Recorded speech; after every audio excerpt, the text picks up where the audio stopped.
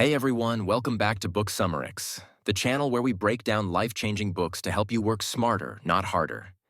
If you've ever struggled with productivity, today's book is going to blow your mind, literally. We're diving into Mind Management, Not Time Management by David Kadavy. This book is all about how to stop fighting the clock and start working with your brain instead. Sounds interesting? Let's get started. So, let's talk about why mind management, not time management, is different from all those traditional productivity books.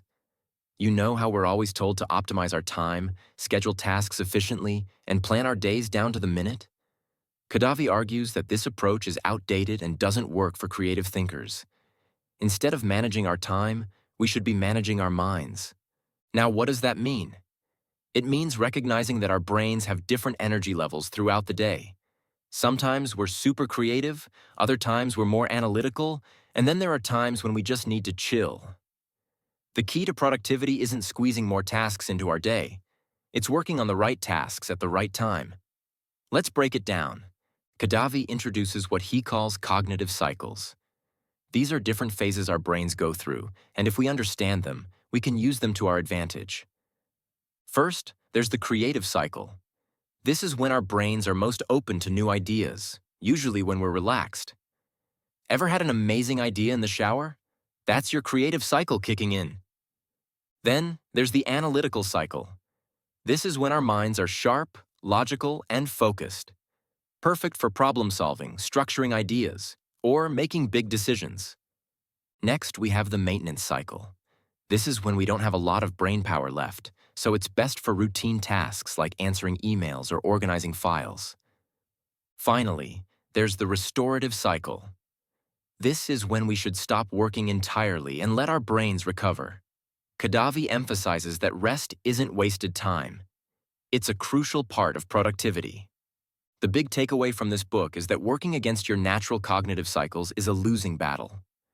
Instead of fighting it, we should structure our work around it. For example, if you're a morning person and that's when your creative energy is highest, use that time to brainstorm ideas or write. Save emails and admin work for later in the day when your brain is winding down. This approach makes your work feel easier and more enjoyable. Another great tip from the book is keeping an idea capture system. You know how inspiration can strike at the weirdest times? Kadavy suggests jotting down thoughts immediately, whether it's in a notebook, a voice memo, or a notes app. This prevents ideas from slipping away before you have a chance to develop them. He also talks about something called anti-routines. Instead of forcing yourself into the same rigid schedule every day, experiment with your workflow. Change your environment, shift your hours, and see what works best for your mind. Now let's get real. Does this method actually work? In my opinion, absolutely. I've tried traditional time management strategies, and while they helped me stay organized, they didn't necessarily make me more productive. Since applying mind management techniques, I've noticed that I get more done in less time, and it doesn't feel as exhausting.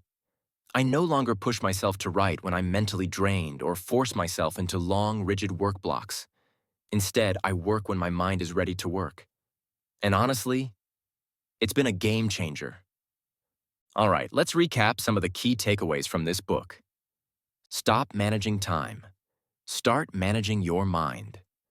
Recognize your cognitive cycles and align your work accordingly. Protect deep work periods and avoid distractions. Use an idea capture system to store thoughts as they come.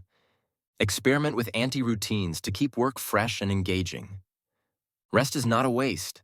It's part of the creative process. If you're someone who struggles with productivity, I highly recommend this book. It's packed with insights that will change how you approach work and creativity.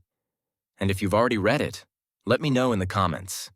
What's your biggest takeaway? Also, don't forget to like this video, subscribe to Book Summarix, and hit that notification bell so you never miss an awesome book breakdown. Thanks for watching, and I'll see you in the next one.